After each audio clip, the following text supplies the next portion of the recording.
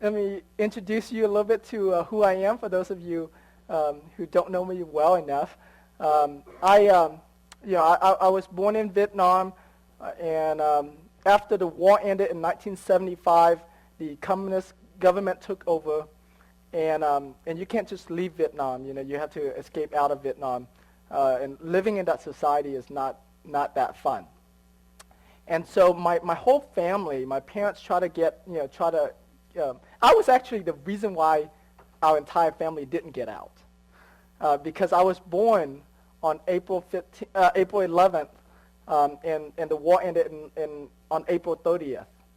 And my mom tell me all the time when she was in labor with me. I mean, it was like bombing right outside of the hospital. And because I was so young, she got scared and didn't want to leave. And so her brothers, my uncles, left with their families, and they made it to the U.S. Back in '75. But because of me, that didn't happen. And so my whole family tried and tried again. I remember when I was 5 or 6 years old, our entire family got put in jail because we were trying to escape out. And if they catch you, they'll put you in jail. So we did that a few times. And then finally in '86, when I was 11 years old, my parents wanted to send my brother out because at that time he was reaching 18, and when you reach 18, they draft you into the military. So they had planned for him to escape, and they asked me, "Do you want to go?"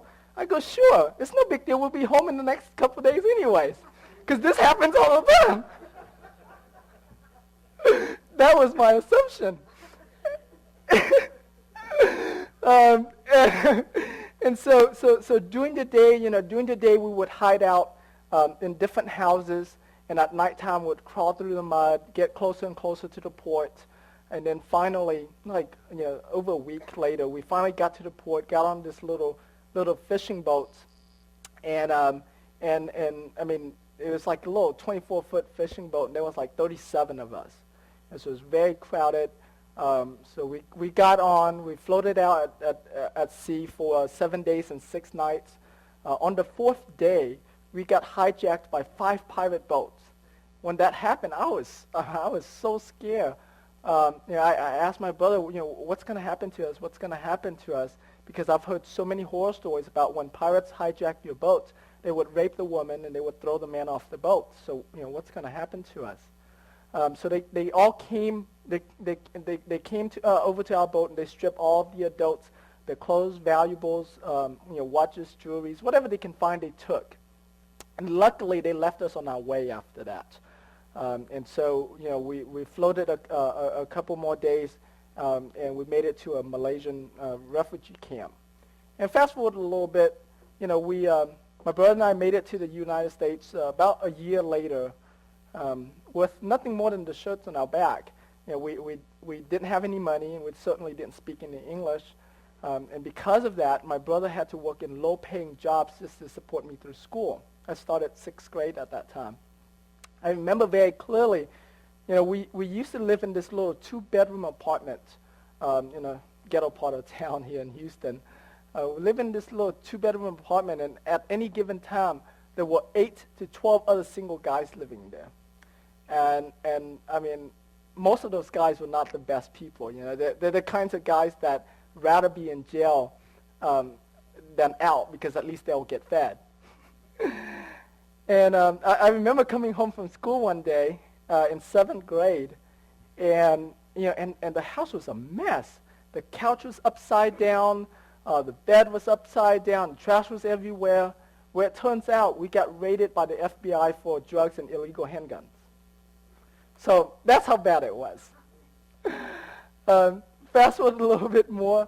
I was fortunate enough to be able to finish high school, finish college. After college, I found a job at a computer place in Dallas, and I worked there for 2.5 years. While I was working there, I thought I made it. I thought, yes, I achieved my American dreams. I achieved the dreams that our parents had for us, to be able to come to America, the land of opportunity, get well educated, and find a good job. And that's exactly what what I was able to do. Well, in April of 2002, I came to work just like any other day, and they called all of us into the office and said, "You are all fired. The company is filing bankruptcy, and we're laying everybody off in 60 days." I mean, I was crushed. I didn't know what to do. I didn't know what to do next. Am I going to look for another job? At that time, the whole IT industry has crashed, and so it's very hard to find a job. And it's like, am I going to look for another job? Or am I going to start my own company? And luckily, there was a free real estate seminar in town. So I decided to attend that seminar. And at that seminar, they told us for $3,000, they'll teach us how to get rich in real estate with no money down, no credit, and no experience. And so when I heard that, I said, yes, it sounds like me. I didn't, because I was laid off, I didn't have much money, and I didn't have much credit. And I didn't even, probably didn't even believe in savings at that time. I was just spending whatever I was making. Long story short, somewhere in the presentation they share with us that 90% of self-made millionaires in America either invest in real estate or became a millionaire because of real estate. And so I said, hey, my goals, my dreams is to become a millionaire. If 90% of self-made millionaires in America invest in real estate, then that's what I need to do. And so I took action and I invested in that system. And since then, so I moved back to Houston shortly after that. I moved back to Houston, and since then, my team and I have bought and sold well over 300. 390 was like my last count, I don't know, 2.5 years ago or something. At one point, I just stopped counting. I didn't care to count anymore. We bought way over that. I've been able to take my parents to travel all around the world, everywhere from Paris to Rome to Portugal. We did this. My family are Catholics, and so we did this pilgrimage. I was able to take my parents to so many places that most people can only dream of to do, and I was able to do that much early on. It was like that was back in 2003 or something. So I was able to do that, and here's what I'm most proud of now. Now I am a full-time stay-at-home dad and a part-time real estate investor, and it's all because of Austin. After we had our first son Tyler,